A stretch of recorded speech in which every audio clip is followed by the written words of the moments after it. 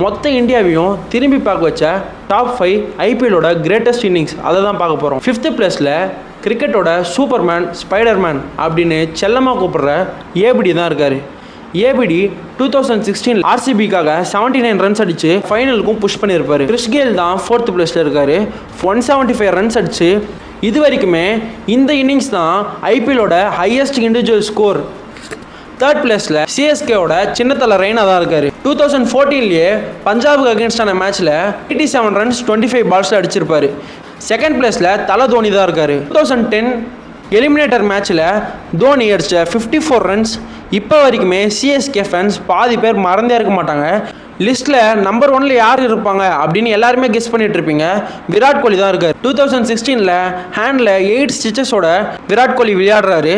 And அந்த கேமில் Virat Kohli 113 runs score பண்ணி எவ்வளோதான் இன்ஜுரிஸ் வந்தாலும் என்னை தடுக்க முடியாது அப்படின்றத விராட் கோலி ப்ரூவ் பண்ணி காமிச்சாரு.